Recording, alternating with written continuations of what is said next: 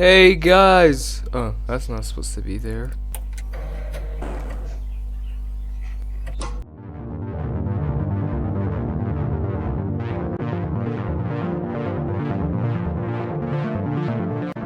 Hello everyone. Welcome back or welcome to my channel. I am Monic954 and today we'll be trying out something new. I don't mean that I'm new to this game, but this is a new series on the channel. I make Lethal Company videos every once in a while. I make videos every once in a while, and they could be Lethal Company related. But today, I'm starting a series. The Lethal Company Solo series. Alright. So, how this series is gonna work, guys. Lethal Company is a game about scavenging. Alright, so forget anything I was about to say in that entire segment of the video. It's super long and boring and not useful.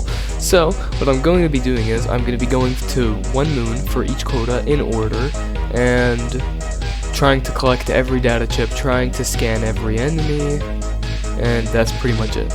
Nothing much that's special. I will also be doing one quota per video of each moon, so enjoy. This one's about experimentation, obviously. Alright, so Editor Mona Lee's just explained to you the whole premise of the series, so now let's get into it. Let's land on experimentation for the first day. I will be walking you guys through everything I do, so if you are new to Lethal Company, or don't know how to play this game, or haven't, but want to, this will be your chance to learn about the game. So, this will have no saves coming, but first I must point out, okay? $69 beehive, that's nice. So, I have to point out, right? The reason I scanned at the beginning, I kind of messed it up because I was supposed to scan earlier. So, I know that there's a beehive on the map, like even if this wasn't right in front of me, because the max object count on this moon is 12, and it was 13, meaning that there was a beehive, or maybe even like more beehives. So now I'm gonna move around, grab this beehive, and I'm gonna jump onto the side of the ship like that, and drop it. I kind of messed it up, but it's fine. We can pick it up at the end of the night, just fine. So I will leave that there. The bees will not chase me anymore because I dropped their hive. And now I will start making my way to the facility. This blue ping means a scan, by the way, just saying. So, we have the main entrance and the fire exit over there. Fire exit is normally, like, far away from main. So, once we're done looting the main entrance, we will go to fire. Got a gift box. I don't know if I should open this now, because it's, like, Christmas was, like, 4 months ago, and that matters. But I don't know if I should open it now. Fuck it. It was worth it because we just got an item that has no weight. Bad if I did. And if I do save scum, that means I died. Probably. Or I just got a really fucked spawn. Right? I can't do that. I can't leave the game and rejoin in order, like, to stop a bad thing from happening. But obviously, I'm not going to be recording all of this in one sitting, so there's a lot of gift boxes. Alright, this one here. It's another big bowl. Nice. So we have 6 out of 13 items collected. 7 out of 13 items collected. So that means we already have cleared more than half of the items on the map. Obviously, that's just how math works. Oh, it's just a damn key. I thought it was an item. I don't think it's even worth going for the whole facility, full clearing it. Mostly because of, like, I don't know, just that'll take too long, and it's experimentation. It's most likely going to be like a $5 metal sheet or something. So, if you guys think that the volume of, excuse me, I'm eating. So if you guys think the volume of this video is slightly off, then tell me in the comments. I'm eating a plain piece of toast, by the way. I'm low-key a maniac. Oh, okay. We just found... Oh, what if? Let's go. I mean, I don't know if that's even better, because it's the same fucking item, basically. Oh, wait, I was just here a second ago. May or may have not gotten lost. Are we for real?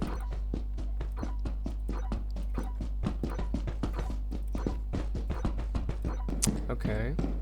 Just come back from here, I guess. Boom. Here we go. Yay! Alright. So now, I'm gonna grab the stuff that I left at fire. And actually, I have an idea in mind, okay? I'm going to bring the stuff back to the ship.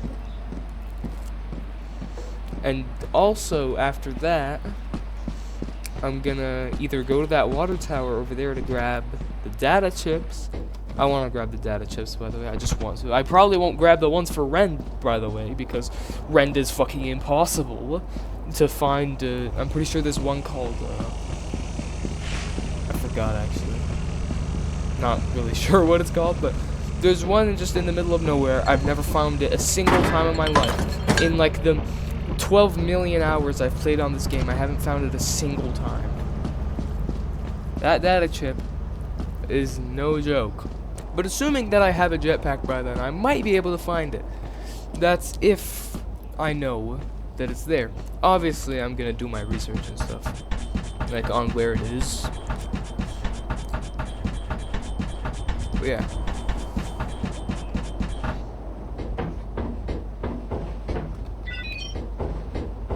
I was gonna say that it's called the Swing of Things, but that's obviously a lie because this one's called the Swing of Things.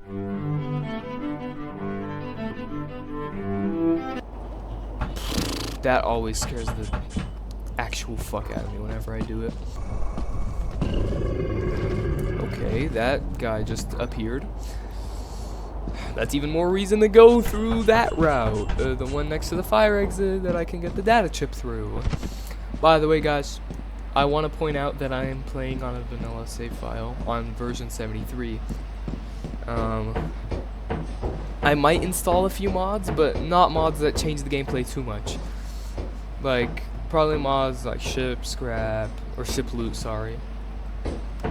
And like, maybe a few custom suits if my friends end up joining, which is what I explained at the beginning of the video. I actually did not explain that at the beginning of the video, but some videos will have my friends featuring a special guest. That's what I mean. And, yeah. That's pretty much it. Suits. Maybe even sell my scrap. I mean, you guys can decide if I should download Sell My Scrap. It's like a mod that allows you to instantly sell all of your scrap that's in the ship. Or most of it, or none of it.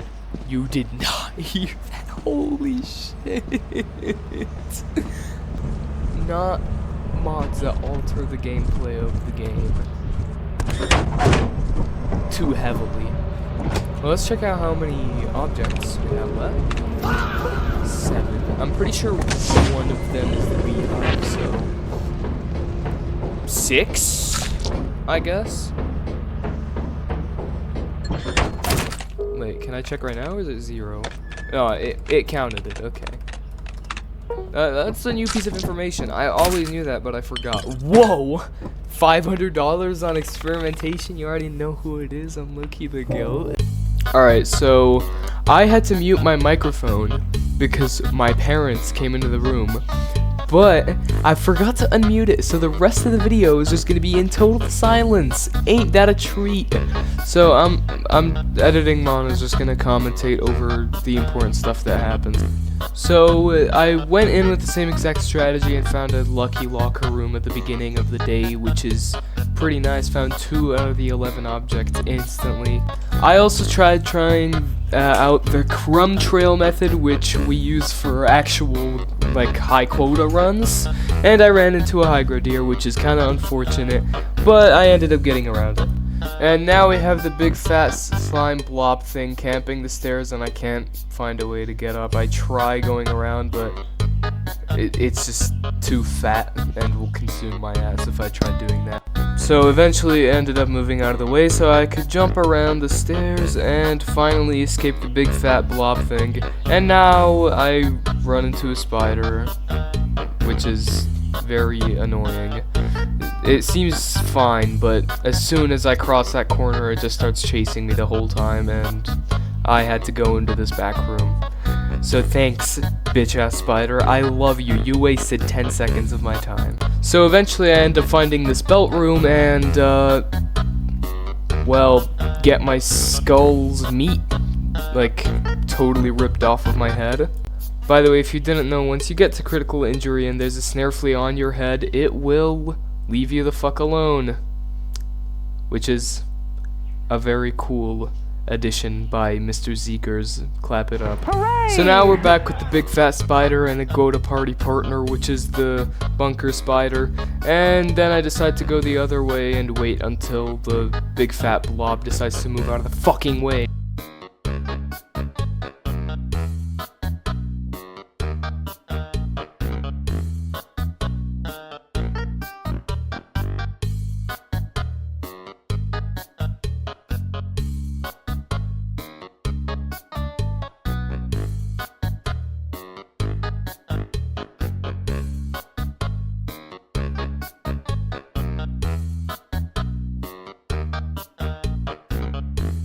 Alright, fucking finally, this day's finally over, so now my mic is gonna be back. I never turned it back on. But hey, look, the day's at least over, and there's no big fat blob thing anymore. And wait, let me see how much I made real quick.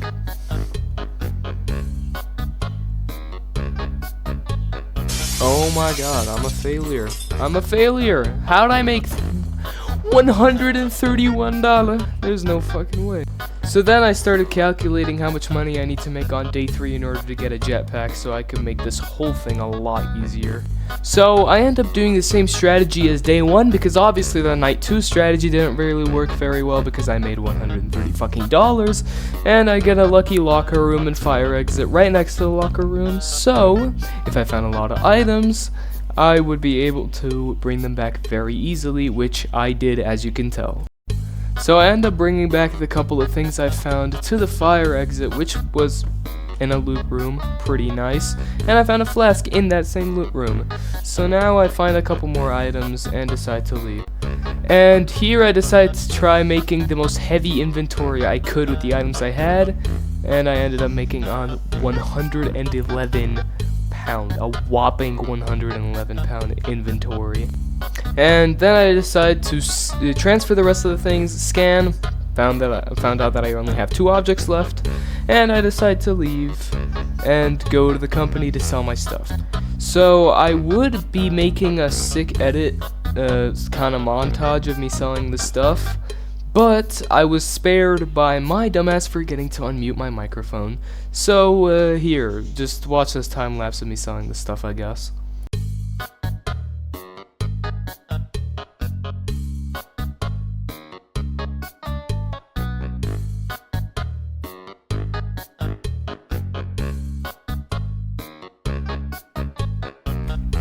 Then I found out that I can afford a jetpack with the amount of money I had, so I decided to buy one and a few shovels later on.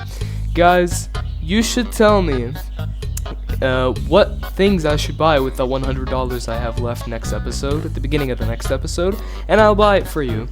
Sadly, I can't buy the plushie pajama man though, because I have $97 and it costs $100. So then I decided to have a jetpack joyride. That's ball knowledge for you guys. Did you guys play Jetpack Joyride as a kid? Well, I had one and almost died.